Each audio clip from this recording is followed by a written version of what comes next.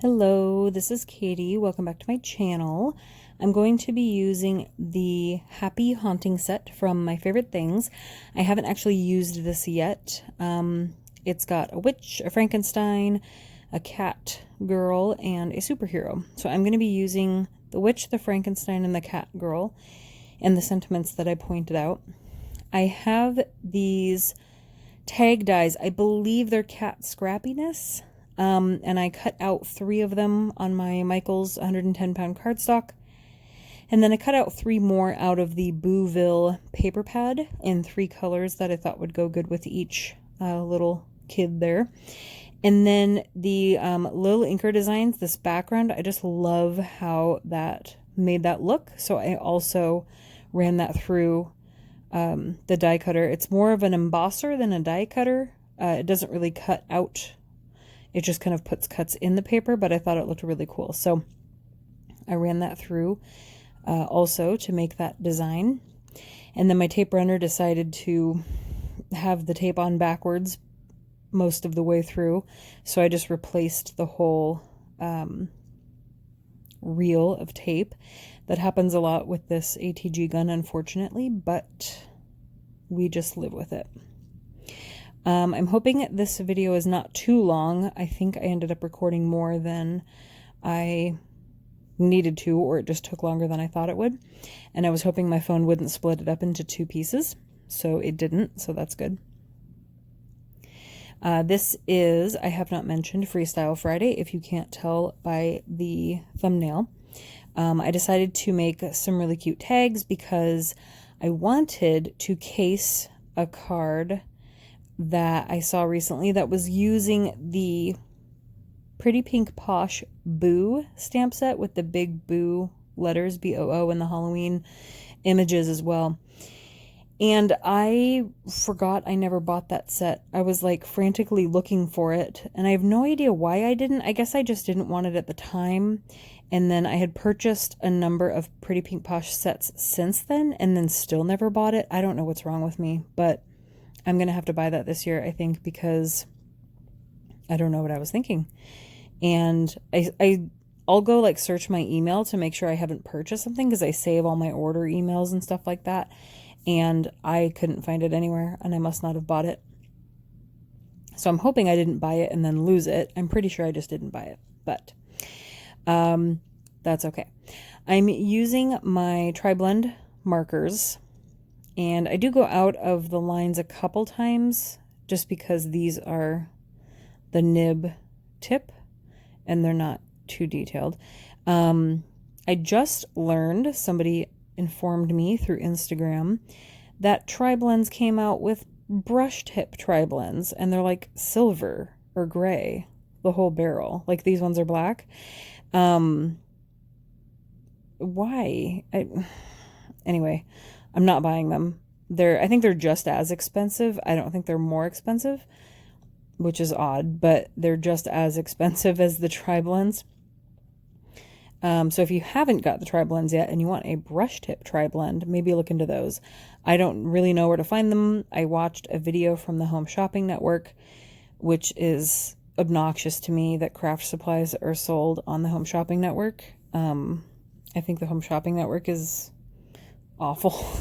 And I know a lot of people can like be seen there just when they're starting a business and stuff like that, but they're so sketchy and they prey on so many people who, like, especially older people who are home watching TV all day and will just purchase things over the phone while they're watching TV. And I don't like it. But anyway, brush tip Tri-Blends exist, and I'm sure they're awesome. I do not need them. I cannot bring myself to purchase the same colors. I'm fairly certain they're all the same colors, just brush tip. But that's okay. This orange combo, the orange blend, is not my favorite. The purple blend is my favorite. The orange blend is just, they're just too close. Maybe in a bigger setting, like before, I don't know if it was my last video or the one before, maybe Marker Monday this week, number 6. In a bigger area, it's maybe more noticeable. The lighter color is a little bit lighter, but the colors are just too close to each other for an orange blend. I wish they had formulated that one differently. I think it would look a lot better.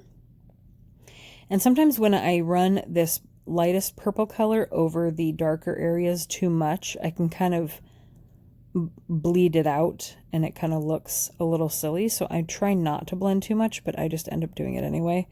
So if her dress looks a little splotchy, that's kind of why. Our little kitty is going to be pink, and also I'm using pink. So the witch is going to be purple and pink, and the little kitty is going to be pink. I was trying to figure out if her, like the crown of her head was her hair or if it was like a cat hat thing, but I think it's just her hair. So I'm just going to color the ears and then the body with the pink. And you'll end up seeing what I do to her hair. Since I'm using the tri-blends, there isn't a black. The darkest one is the ice gray shades, and I end up using that on her hair, and I use it on Frankenstein's hair as well. But I end up doing something different to her hair after that to make it look a little more realistic or natural, that I think looks really good. People have been doing it on stamps of people that have normal hair. They've been doing it over it, and I think it looks really cool. And this is the first time I've done the technique, and it actually turned out really cool because I still have the ice gray shades blend that I'm doing right now behind it, but we're going to make it look even better. And then I use the same ice gray shades on the Frankenstein hair. I don't actually know. All I know is that Frankenstein was kind of green, and so that's why I picked that green. That was the closest Frankenstein green. That was the dull green blend. And, but then I also ended up giving him a green shirt with my favorite tri-blend green, which is the Alpine green. So usually when I'm using, or when I'm coloring in black hair, like hair of a black person, I usually use like a dark gray because I don't want, if there's any texture or anything in the hair, I don't want to lose that because the marker is so dark. And so, and the light could be hitting it, which could make it appear maybe grayish with light on it or black with light on it. But I think what I do to it will be my new favorite technique for that. I would still use the dark gray behind it. But then I can do what I do on top of it. So it's still got kind of like highlights in it, but it still looks like black hair, like it's supposed to. I could also just try a black marker. I'm trying to think of, I know that Copic has two. It's got the 100 and the 110 black markers, and I don't know if one is darker than the other. I'm sure it is. I'm just wondering if there's like a little bit lighter than that I could kind of blend it with to get the look that I'm going for, but I could just try playing with those two markers and see what happens. I made his shirt the Alpine green just because I like it, and it was different enough from his Frankenstein-y skin tone. And then this blue is my favorite because, not my favorite blue, I mean, it's probably a turquoise blue is my favorite, but this one is perfect for like denim color. It's the perfect blend for like little jeans, which I thought was cute. And then I just used one of my Stettler pens that I got recently for watercolor doodles to color in his shoes black rather than grabbing a marker. So I'm taking another Stettler pen in 0.1 and just kind of using the curve of her curls where the stamp is, like the stamped image, starting there and kind of just swooping circles in. So I'm still following. I know this is me going quickly because this is sped up, but it's kind of just following the pattern of where her curls end on the outside of the stamp and then filling in the empty space. And it actually turned out really cute. So people have been taking, for example, the Lawn Fawn mermaid set, the mermaid with the hair that's kind of flowing up as if she's going like down in the water and her hair is going up. Cheyenne, the crafty redhead, she actually did one that she showed me where I think she just took a black pen and just went over like an empty stamp. So it wasn't colored in first like I colored in mine here. And she went over that. I really like the way this looks, so I think I'm going to do that from here on out. But she also made that one look really good with just a black pen. And I really like how that looks. So I think that'll work as a technique. And I want to incorporate more. I'm really glad this stamp kind of had that kind of hairdo because it's very cute. And the little pink ears get to like peek out from the dark hair, which is super cute as well. And I'm glad I made the cat pink. I was going to do orange, but I thought she might blend into her background because she's going to be on the orange background. The witch is going to get the purple, and the Frankenstein guy is going to get, not Frankenstein, it's Frankenstein's monster. We all know that, I hope. Frankenstein is the doctor who made him. Frankenstein's monster is the green guy. I think we all knew that. So I've cut them out. I didn't waste time showing you that. This video is already too long. And this part, after I stamp these sentiments, is also too long, and I should have just paused while I trimmed it down. But I'm mounting up because I didn't want to stick them in my MISTI with this long strip. It was just easier to find 3 blocks that fit these sentiments. And I only used my Lawn Fawn Jet Black ink pad this time because I used it also to stamp the images of the kids in their costumes. Because my Memento has been giving me problems. It's a little too inky. It's staying wet a little too long, but it also was just not stamping right on with my stamps, and it wasn't stamping crisp. I don't know what happened. I don't know if my dehumidifier over there is like affecting it. I don't know. The Lawn Fawn Jet Black wasn't as dark as I wanted it to be, and I stamped the kids twice. I stamped the sentiments once. You just saw me do that. I couldn't stamp them twice because I didn't have them in the MISTI.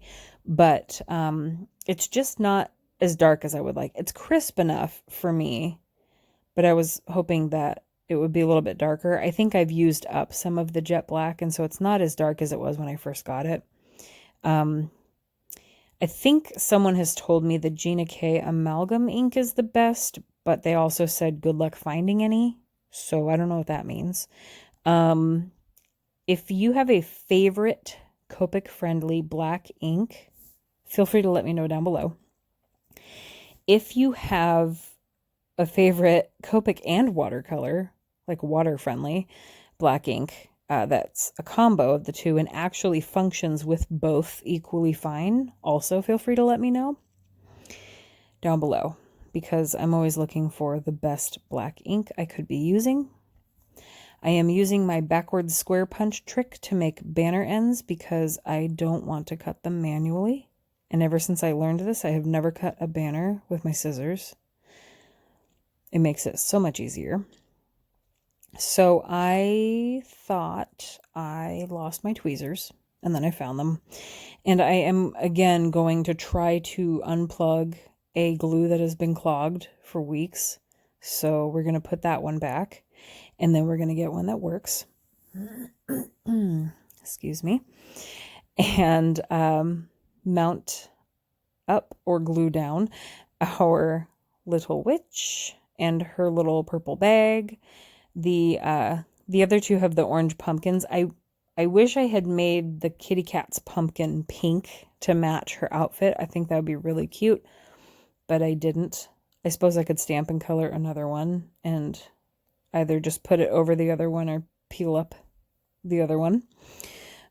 This one, because her hat is a little too tall, is going to be tucked right behind her. So I'm going to set her aside. And then we're going to glue down our kitty cat. And I think that actually goes pretty good with the orange, even though it's pink. And then she has her little pumpkin pail. I probably should have added some candy. I may add more to these. I'm not quite sure yet. I could put like, kind of sprinkle some candy in the background. There is a candy stamp in this set. And I think it die cuts them out individually, but I also have many Halloween sets with tiny pieces of candy that can be cut out individually, so I can just mix and match. Then we have our Frankenstein. Frankly, You Are Amazing, which is adorable. Then I am going to do the white accents. And I have been using, I've mentioned before, I have several number 8. I believe this is the Sakura jelly roll. I have several number 8s, but they weren't flowing very well and the lines were too thin, so I eventually just broke down and bought a 10. So I have a bunch of 8s and only one 10, and I've been using the 10 ever since I used it, and it was a lot better. It makes a much bolder line, but it also, I don't have to worry about it being so thin that I'm kind of scraping up the white as I drag the pen and trying to have to go over it again and then just messing it up. So the number 10 is my recommendation for that. I have cut up some pieces of ribbon to match our little characters here. The black is from Stampin' Up. It's a recent,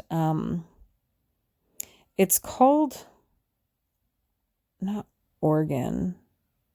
It's some word that I didn't think was real. I don't think it is. Some sort of ribbon, but it's the black sparkly ribbon from Stampin' Up. And I paired it with whatever ribbon I had. I don't know where I got these other ones. So I did black and green, and then black and purple. And then I have a black, and I did hot pink for the kitty cat to match her outfit. And I'm just trimming them off, and the sparkles are getting everywhere. So I have glitter all over my workplace now. And this video is going to end very soon. So those are my little tags. I hope you enjoyed, and I will see you guys next time for Marker Monday. Thanks for watching. Bye.